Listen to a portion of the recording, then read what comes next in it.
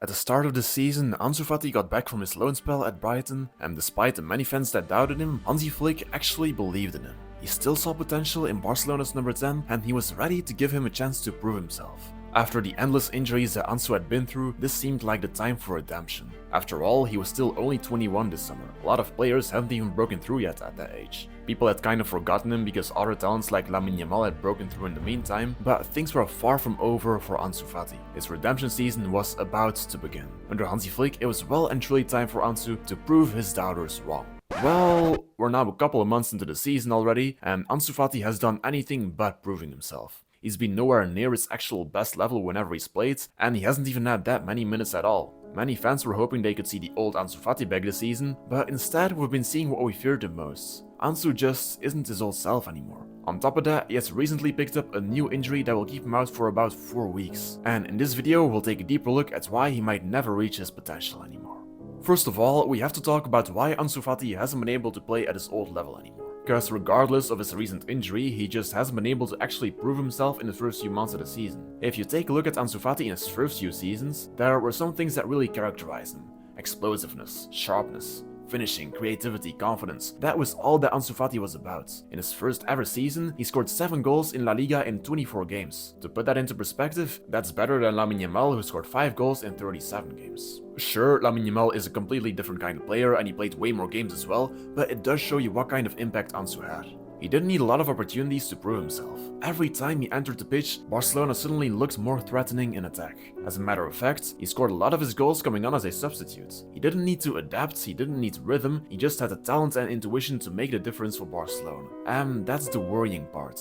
This season, Ansu Fati has been the complete opposite of what we knew him as. He looked as if he lacked space, he made technical errors that he didn't make 5 years ago, and he played without confidence. Some people might say, well, he just needed more rhythm or he needed to adapt to Hansi Flick's system, but back in 2019, he could make the difference with only 10 minutes of game time from the bench. Even in 2021, after recovering from his first injury, which lasted months, he immediately made the difference for Barcelona from the moment he stepped back onto the pitch. So why exactly has Ansu Fati become less impactful now? First off, we do have to blame the injuries for it. Not in terms of the psychological side or in terms of lacking match rhythm, no, just purely in terms of physical capabilities. After his first injury in 2020, which was a tear in his meniscus, Ansu was actually able to reach his old level again in the 21-22 season. Then, however, he picked up a hamstring injury in that same season, maybe because he was rushed back too quickly and his muscles were overloaded, and in January, a few games after he had recovered, he again injured his hamstring. In other words, Ansu Fati basically suffered the same injury twice in one single season. After that, in the 22-23 season, he didn't really suffer any big injuries. What is worrying though, is that in that season, he didn't play at his usual level anymore. Rafinha and Dembele both got more game time, and Ansu didn't really make too much of an impact, apart from some goals here and there. The best version of Ansu Fati would have definitely benched Dembele and Rafinha, at least Rafinha like he was back then. So it is not just now under Hansi Flick that Ansu has been able to make his mark. It started under Xavi at the start of the 22-23 season after those 2 consecutive hamstring injuries. Even at Brighton last season, he wasn't able to really convince anyone, on top of which he got injured again, this time to his calves, so this wasn't related to his previous injuries, but it did show that Ansu is just very injury prone in general. The matter of fact is that ever since those 2 hamstring injuries in the 21-22 season, Ansu Fati has never been the same. Apparently, that is because he has never really fully recovered from them. Ever since picking up those hamstring injuries, he's kept on struggling with them. As a consequence, it's been harder for him to make quick accelerations, and that was of course one of Ansu's key strengths. You also saw this during his recent games. He didn't really have the same quick burst and speed that he used to have, and he didn't win sprinting duels as easily as he used to. And surprise surprise, his latest injury is, again, a hamstring injury.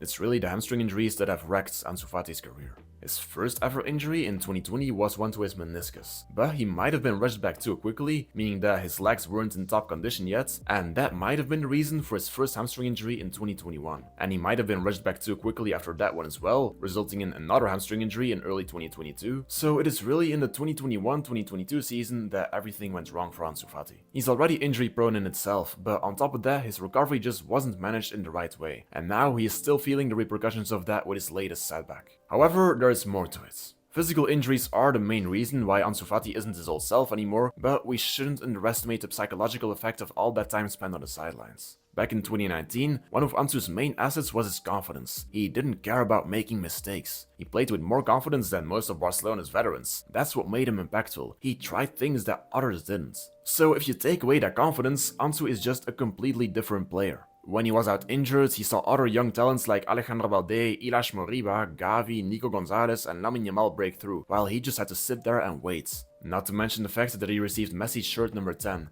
That just added more unnecessary pressure onto him. I don't think it bothered him while playing. He's had some great moments with that number 10 on his back actually, but it is being out injured while knowing that you're wearing that 10 that must have been hard to get through. I mean, how many times has Ansu probably wondered what things would have been like if it wasn't for all those injuries? Those kind of doubts creep into your head and it gets worse with every injury. So right now, I don't know how he's doing mentally, but not performing while wearing that 10 on your back, knowing that those injuries are at the root of it, that's a harsh realization to have. And then getting injured again, well, it's just a negative spiral really. And on top of that, there is another thing.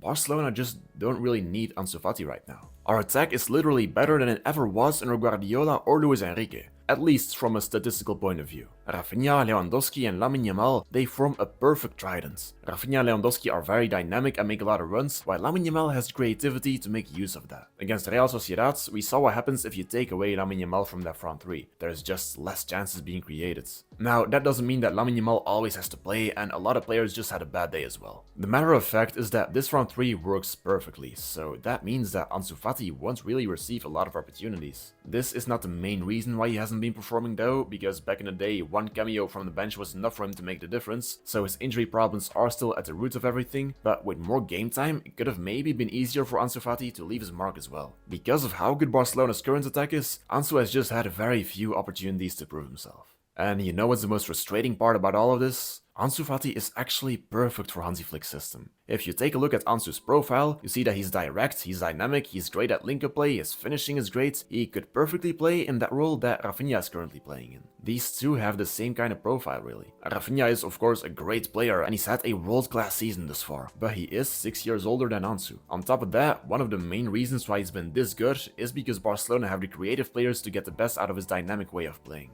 If you would take away Lamine Yamal and Pedri, Rafinha might have only scored half of the goals he scored this season. Don't get me wrong, Rafinha has been absolutely brilliant this season, but it is mainly because of the players around him and the specific role that he has that he's been this good, not because of sheer individual brilliance. He won't impact the game in the way that Neymar, Vinicius or Lamine Yamal do. But why am I saying all this? Well, Ansu Fati at his very best without any injuries would have probably been a similar player to Rafinha, but with an even greater all-around impact on the pitch.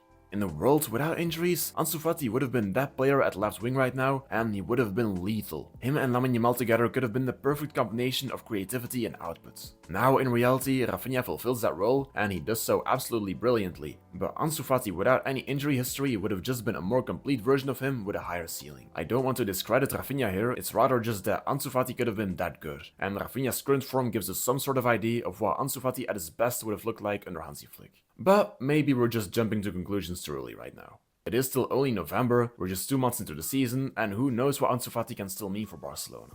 Maybe when he recovers from his injury, he can somehow manage to turn things around. After all, like we just said, he does fit Hansi Flick's football very well as that dynamic attacker, and he can play both at left wing or as a striker. In the striker position, Barcelona even needs a long-term replacement for Lewandowski, and in a positive dream scenario, Ansu Fati could be that player. I really, from the bottom of my heart, hope that Ansu Fati can still prove everyone wrong and make it at Barcelona. My heart says that he can still make it, but my mind has a different idea. And unfortunately, I think that's what it's like for most Barcelona fans. After seeing the first few months of the season, it doesn't really look like Ansu can still have an impact for Barcelona. Definitely not if you consider that he's injured again right now. Also, as time goes on, there is an increasing risk that he loses his place to new attackers breaking through from La Masia. Dani Rodriguez, Hugo Alba and Oscar Gustau are all players who play in a similar position to Ansu Fati. It is now or never for Ansu, and it all depends on whether he can ever fully recover from the hamstring injury. There might be different reasons why Ansu is not performing at his old level anymore, but those hamstring problems are at the root of it. If he cannot fully recover, then he'll probably just have a quite average career, go to Sevilla where he originally started playing football, and become a decent player there. That's not bad, but if you know what Ansu's ceiling is, that would just be a true shame. In an ideal world, Ansu Fati could have literally been like David Villa, but with even more pace and skill. That's what his ceiling is, and it's really unfortunate that we'll probably never get to see it. But never say never. So that was it for today's video. Make sure to leave a like and subscribe if you enjoyed it, and feel free to share your own opinion in the comments down below. And of course, Força Barça, Força Ansu Fati, and have a good day.